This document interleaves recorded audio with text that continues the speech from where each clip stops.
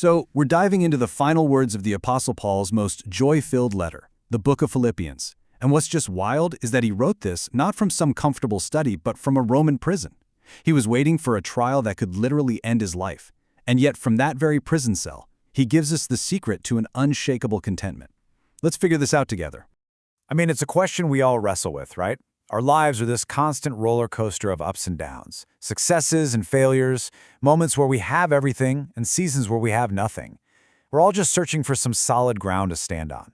And Paul, sitting in that cell, claims he's found it. Okay, let's just pause on that for a second.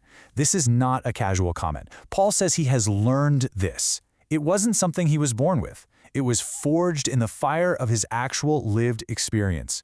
And he says it works in whatever situation. So what exactly does he mean by whatever? Well, he means the good times. When the bank account is healthy, your relationships are solid, and the future looks amazing.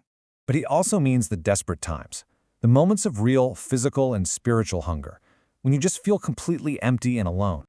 He's talking about those seasons of just overflowing blessing, when you have so much more than you could ever need or even imagine. And he's talking about seasons of just crushing need, when you honestly don't know how you're going to make it to the next day. Paul is saying his secret holds steady through this entire wild spectrum of human life. So how is that even possible? What is the secret that allows a person to be equally at peace, whether they're at a feast or in a famine?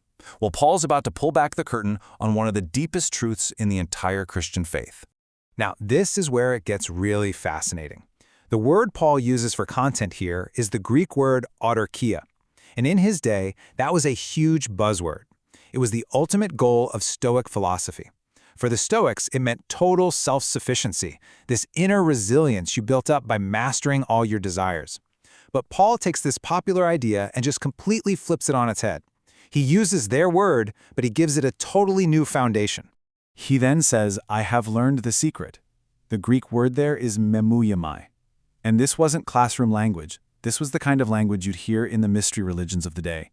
It meant you were being initiated into a secret, life-altering truth.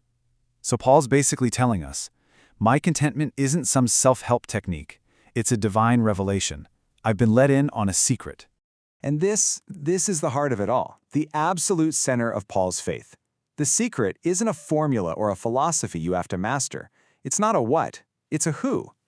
This is one of the most famous verses in the whole Bible, but it's so often taken out of context. It's not a blank check for us to achieve our personal goals. No. In its context, the all things Paul can do is endure every single circumstance he just got done listing. So here's the crucial point. Paul is saying, I can face being full and I can face being hungry. I can handle having everything and I can handle having nothing, all through the one who strengthens me. You see? It's a promise of inner endurance, not necessarily outer victory. And who is this one who strengthens? It's Jesus Christ. And this just makes perfect sense because he is the source. Jesus has already lived through every possible human situation. He was brought low, all the way to death on a cross. He knew hunger and homelessness. He also knew abundance.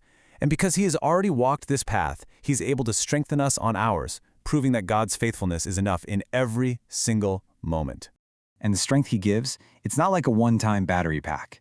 The Greek word here, endonymoni, is a present participle. It means the one who is strengthening. It's a continuous, dynamic, active pouring of his power into your present reality, whatever that is right now. This kind of Christ-centered contentment isn't just an internal feeling. It radically changes how you view everything, your money, your relationships, even the global powers that seem to run the world. So Paul is thanking the Philippians for a financial gift they sent him, but listen to the language he uses. He calls their gift a fragrant offering.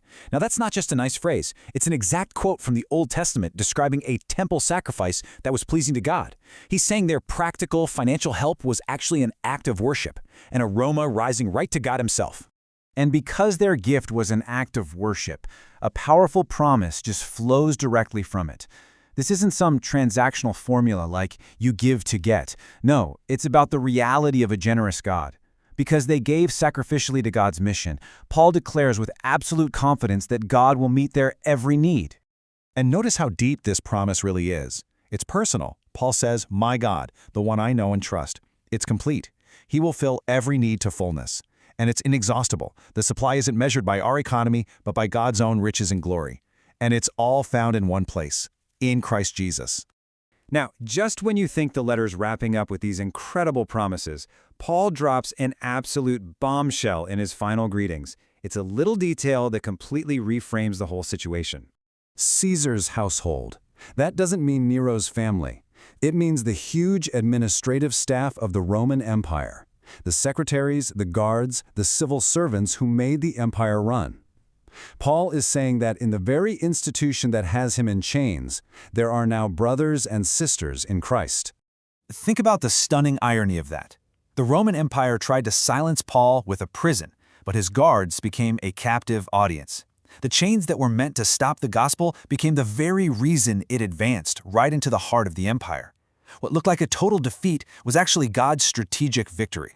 So, how does Paul end the most joyful letter ever written, from a dark prison cell, knowing that the gospel is infiltrating the very empire that wants to crush it?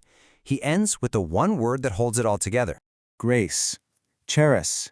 It's the first word and the last word of his entire theology. And he says this grace is to be with your spirit, the innermost core of who you are. It's a place no prison, no circumstance, no emperor can ever touch. And that is where the grace of Jesus meets us. So in the end, Paul's secret to contentment isn't a technique to be mastered, but a person to be trusted. A person who has already walked through every high and every low, who is actively pouring his strength into you right now, and whose grace is the final, unshakable reality. The only question left for us is, where will we place our trust?